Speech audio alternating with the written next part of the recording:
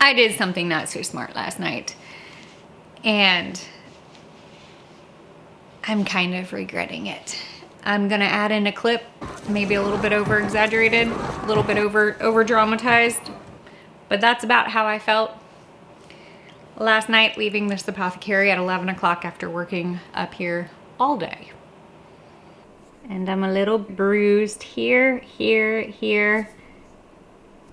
I need to get a pedicure. We just got really personal and I probably haven't even quite introduced myself, especially if you guys are new here. But what's going on, friends? My name is Kaylee and welcome to the Honeystead. You guys are up in the apothecary with me right now. I'm an herbalist and a beekeeper, and I do a little bit of everything here on our homestead in Virginia. But I had a really dumb moment last night, and leaving the apothecary, it was gorgeous last night. I mean, the moon was so full and just stunning. Well, I was wearing the wrong shoes, and I don't even know like how my body just went from standing to not standing in like 2.5 seconds, but my foot hurts, and I kind of rolled my ankle a little bit. I've got some bruising. As soon as I got back in to my house last night, I soaked it in some Epsom salt and I elevated it and then fell asleep, and that was great. I also had a lot of chamomile tea while we were up here working and blending tea, and it was perfect. Well, as an herbalist, I'm going to teach you guys what I'm going to do with some of the plants that I have, with one of the plants that I have growing outside. I walked up here to see like, okay, do I have any? And I don't. And so since a lot of the way that I teach is based off of the things that I'm experiencing and just trying to share a little bit of this goodness that we have with you guys, I'm going to take you guys into my very perfectly imperfect garden space to harvest one of the plants that you guys might know, which is Comfrey, and I need it quite quickly because I've got a lot going on and not exactly the time to R&R my dumb moment of tuck and roll. I really wish I would have had the camera, and I'm really glad that my mom didn't see that because she probably would have fallen over and started laughing. So yeah, we're gonna go harvest some plants, and I'm gonna show you what I'm gonna do to help mend my dumb, very dumb moment. What are we doing now? I was dumb. Did you? What did you do? I fell last night and my top of my foot is sore. We've got to harvest. I need to get some Comfrey. Yeah. When it comes to harvesting your Comfrey, we've kind of found it's a lot easier to do it in a raised bed versus in the ground because you have to do a lot of digging. But today we're just gonna harvest.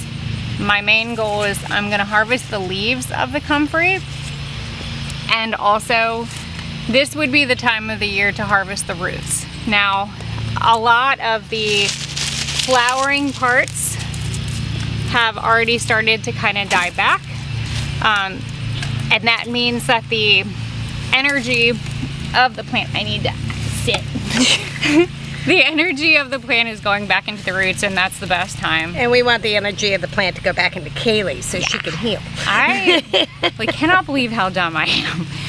Do you want but I'm going to harvest, yeah, I mean I can. I'm okay. I'm gonna harvest the leaves for our poultice, just enough to make a few poultices. We're gonna talk all about that when we get to the apothecary, but the main thing is like you want the good looking leaves. You want the leaves that look nice and beautiful versus leaves that are like this. Because, you know, again, like you want, when you're, just like with food, like if you are harvesting produce, like you do want kind of the best. So like this little guy right here, you know, save him for another day. I'm not necessarily gonna use him. Now, the other benefit to like having Comfrey is it's really good for fertilizer. So I could take this and make a garden tea just to use on the garden. Right. Not to drink. Consume. But we'll talk more about that when we get to the apothecary. But I'm gonna just harvest enough to get me through, and I think this is going to be good. But I have a couple of roots. I was gonna say, where do you want to get the roots from? I have Here, that you might want your gloves. So the Comfrey spreads, I tell you, like you get a good root. I have like so many Comfrey babies all over the place. But I'm just gonna get enough and probably dig a little bit. You didn't bring a digger. I didn't bring a digger. No. What's that over there? I see a yellow handle. See it on the side, left side of the bed, right there. I found a digger. This is the benefit of leaving things in the garden, and it's like, oh, it's just Except when I try to go find my basket, and I'm like, where's my stuff? Oopsies. I was here not long ago. I can tell. Sometimes the little bits are nice, you know, the little runners. And it's a runner. They will spread, spread, spread. There we go. So in my book, I do talk a lot about Comfrey, and I talk about poultices, which is what I need to actually do. We've used a few different herbs to make some poultices. You can do hot poultices, you can do cold poultices. You can do spit poultices. We've done that with plantain. On a fly, definitely. But I did want to just share it in my book. I do talk about Comfrey, but today we're just going to kind of talk about what we're doing, which you can find this. I'll put the link down below as well. But here's the thing about Comfrey. Old school herbal medicine, a lot of people actually used it internally. New findings Because of the PA. have kind of come out and have, you know, said, hey, there is a constituent that's in mainly the root, less in the leaves, but it has something called paralizidine alkaloid, Right, and it could potentially cause some damage to the liver. And so anytime I talk about plant medicine or we're sharing, what's our number one goal? Well, there's never any intention to cause any additional harm. Right. So it's always good to be extremely mindful of that. And then the other thing that we really try to like strive on is, you know, do your own research. So important, because every body is different, and everyone may experiencing something a little bit different with each plant that you're working with. Here's the other thing. I'm on a little bit of a time crunch because normally we would let this sit for 30 days in a cool, dark space. And we did let it kind of dry a little bit after I washed it. And reality is I don't have 30 days. I need this Now. like now. So we're gonna kind of show you the quick, short, easy method of creating an herb infused oil, so that I can use it like as soon as tomorrow. So we're chopping it all up. The reason why is because you want to get all of that goodness that's inside the root to then become immersed in the oil. I do have an organic cold pressed olive oil that I will be using for this. And so the goal is, like, I'm gonna take it and we're gonna put it in the jar. We're gonna top it off with the oil, and then we are going to let it do its thing. So with Comfrey, there are, just like a lot of these herbs, there are some that have nicknames.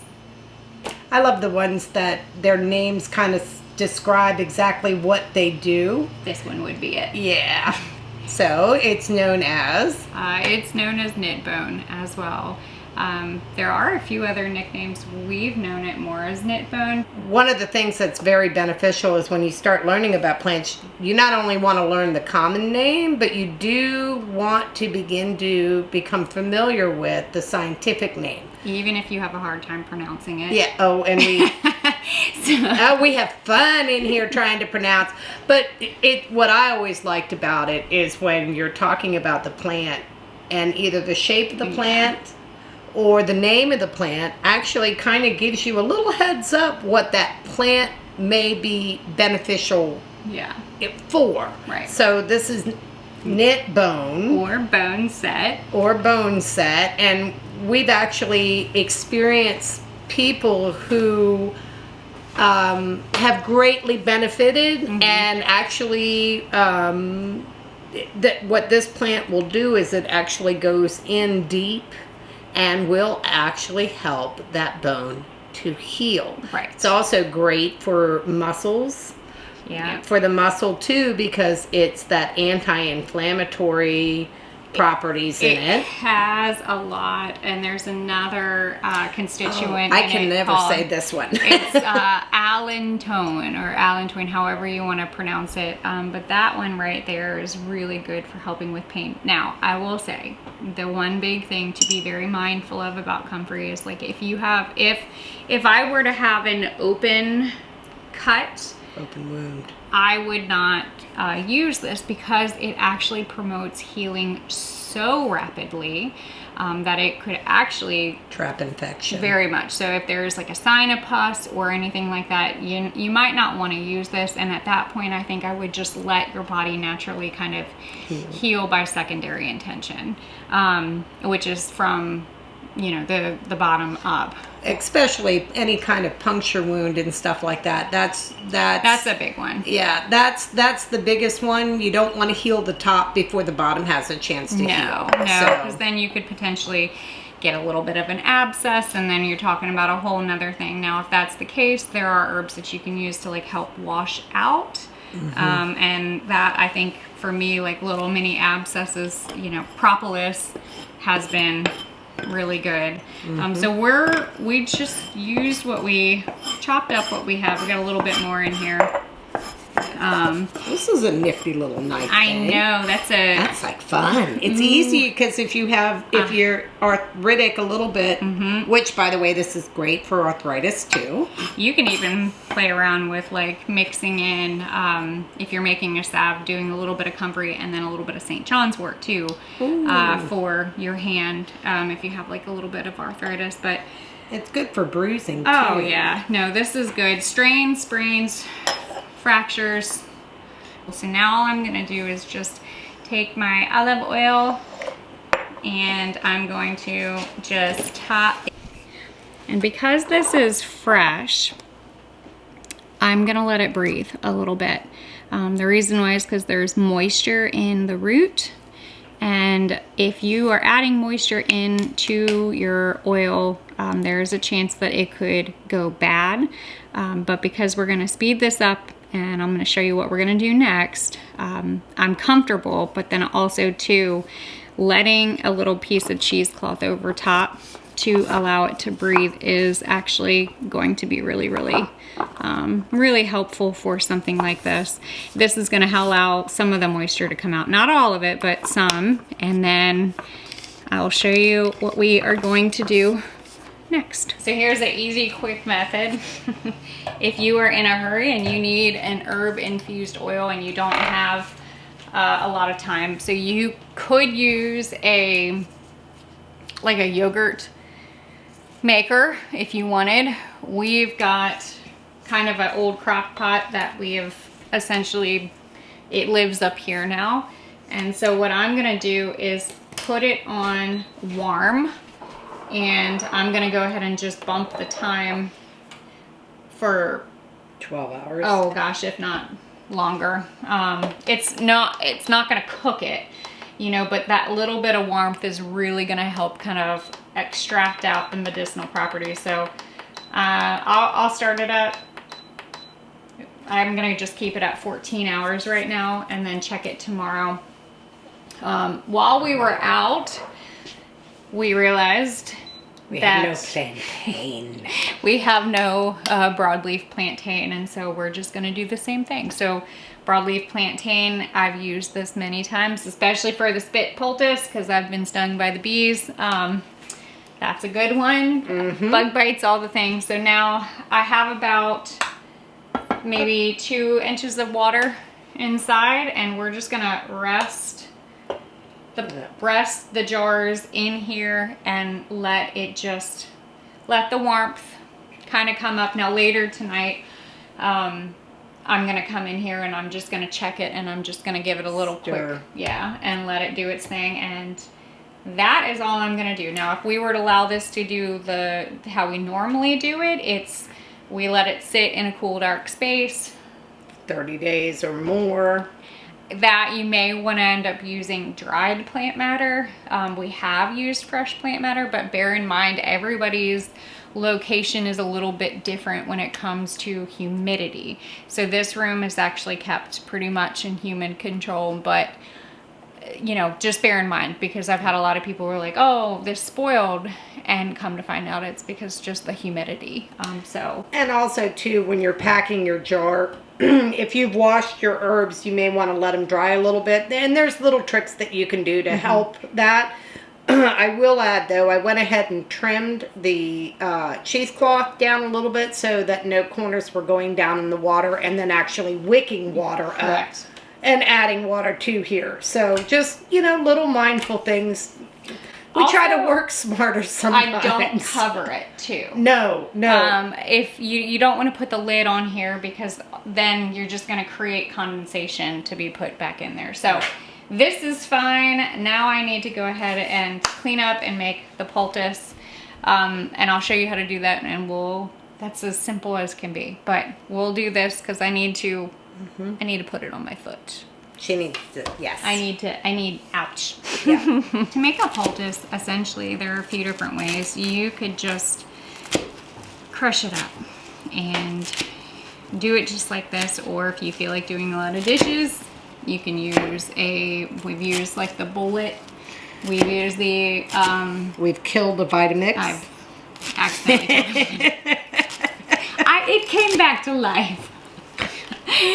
But, you know, think of it like a paste. Think of it like a pesto, but of course you're not necessarily going to eat this. No, you do not want to eat this. But you're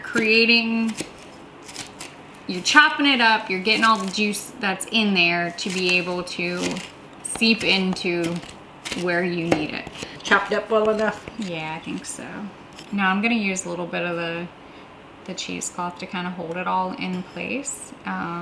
You're supposed to be sitting down with your know. shoe off so that you can apply this. I will. So now you're going to be holding it and then trying to take your shoe off unless you expect me to take your shoe off. I'll take my shoe off. I don't have it tied right now. Hand me that.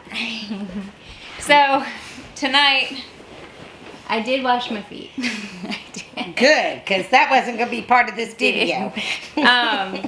You eat no. When you are dealing with a poultice too, you know, we didn't add, because I'm still going to be like up on my feet a little bit today. Like I've got to get dinner going. We've got some stuff, but tonight I'm going to kind of do this again. I was going to say, you could even put a little bit of castor oil in there and It'll put it help. on, and then put a sock over top, wrap it in a... But you can see how bruised I am right there. Oh yeah.